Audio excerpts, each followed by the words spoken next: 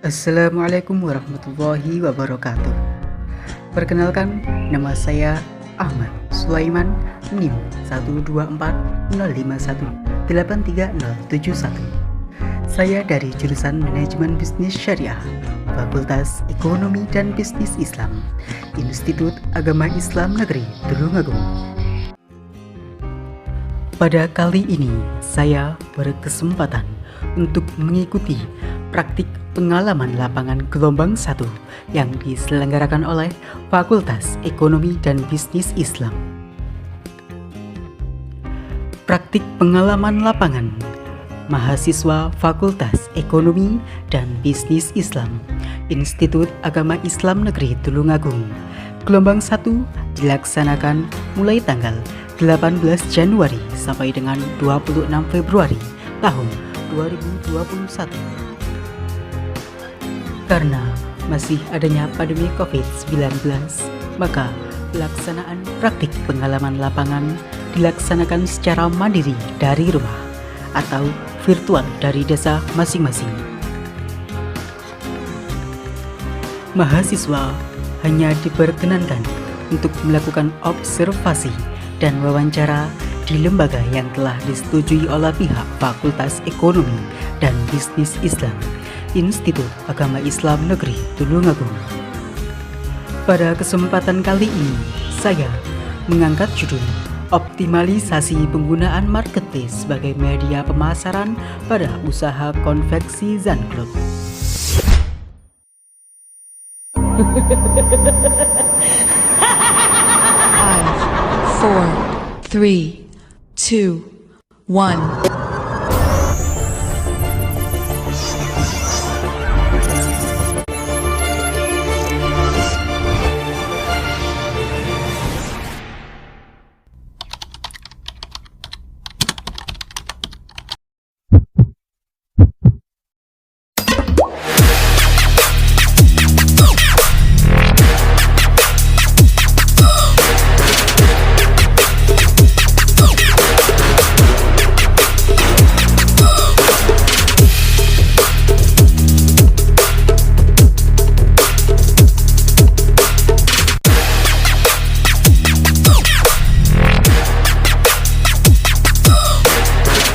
Audio standby.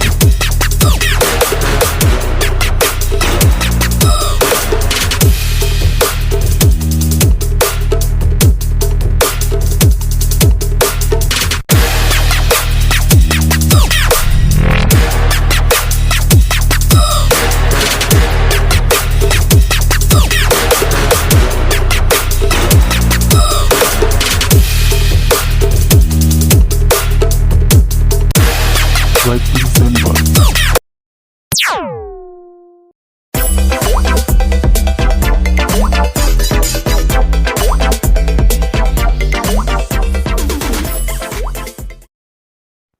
Selamat pagi sahabat.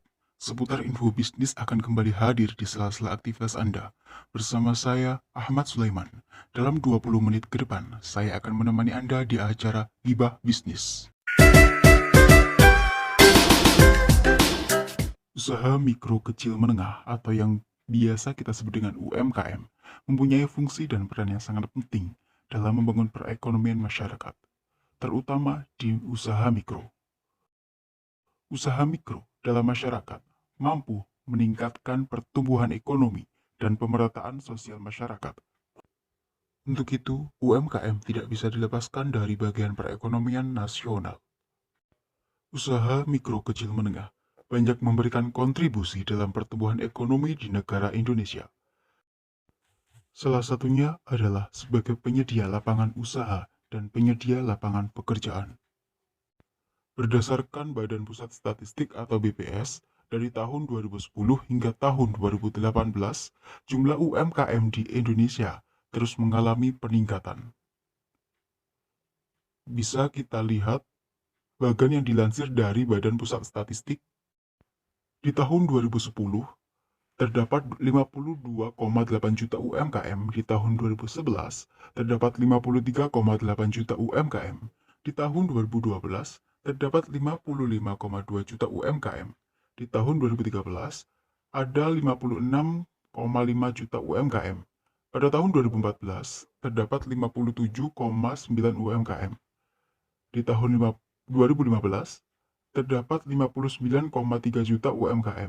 Nah, pada tahun 2016, terdapat 61,7 juta UMKM. Pada tahun 2017, terdapat 62,9 juta UMKM. Di tahun 2018 mengalami peningkatan sebesar 64,2 juta UMKM. Namun, seiring pertumbuhannya di Indonesia, UMKM seringkali menghadapi permasalahan yang menjadi penghambat perkembangan serta mengancam keberlangsungan usahanya. Salah satu permasalahan tersebut adalah kurangnya penguasaan dan pemanfaatan teknologi. Pada tahun 2020, Kementerian Komunikasi dan Informatika telah mencatat sebanyak 9,4 juta UMKM sudah go digital. Dengan ini, artinya masih ada sekitar 54,8 juta UMKM yang belum bisa memanfaatkan dengan optimal media digital untuk memasarkan produknya. Apakah benar dengan statement tersebut? Untuk membuktikan pernyataan itu, mahasiswa PPLVB YIN Tulungagung sudah melakukan observasi dan mewawancarai salah satu pelaku UMKM di Indonesia. Untuk lebih lengkapnya, mari kita lihat video berikut. Zencloth merupakan sebuah usaha mikro kecil menengah di bidang konveksi. UMKM ini terletak di Desa Kepatihan, Gang 2, RT 4, RW 9, Kecamatan Jombang, Kabupaten Jombang. Zencloth mulai beroperasi pada pukul 9 pagi hingga pukul 9 malam. UMKM Zencloth terhitung per Februari sudah berjalan selama 3 tahun. Selain penyablonan kaos, usaha yang didirikan oleh Bapak Nasrul Yuwananto ini juga melayani orderan penyablonan topi, seragam komunitas, seragam kelas, seragam dinas, spanduk untuk warung, baleho, dan lain sebagainya. Dalam memasarkan produknya, usaha mikro kecil menengah ini menggunakan dua media. Media yang pertama yaitu memasarkan produknya secara offline dengan cara membuka toko dan memasang banner di depan tempat usahanya. Dan media kedua yang digunakan UMKM ini dalam memasarkan produknya adalah dengan menggunakan media online seperti Facebook, akun Instagram, WhatsApp, dan open reseller. Menurut Bapak Nasrul, selaku owner dari UMKM Zencloth, pemasaran dengan menggunakan media ini cukup efektif. Setiap hari ada konsumen yang datang untuk memesan produk yang dijualnya. Namun, setelah COVID-19 datang, UMKM ini mengalami penurunan omset yang sangat drastis. Bahkan di suatu hari, tidak ada orderan yang masuk. Melihat kejadian ini, Bapak Nasrul memilih menutup usahanya selama 1 minggu, sambil berharap keadaan akan kembali seperti semula. Dari sini saya menyarankan agar Bapak Nasrul mengoptimalkan pemasarannya melalui marketplace, dengan harapan usahanya dapat tetap berjalan dan berkembang dalam kondisi apapun.